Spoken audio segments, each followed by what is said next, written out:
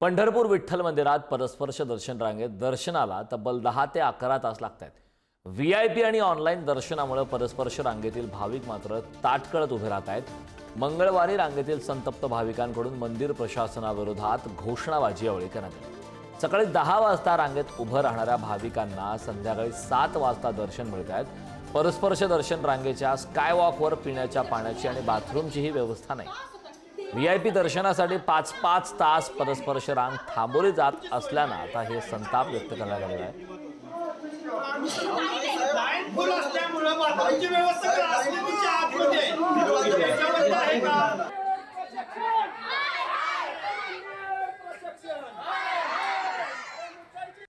माझी एकच विनंती आहे की ही न्यूज फक्त आज पुरता नसावी।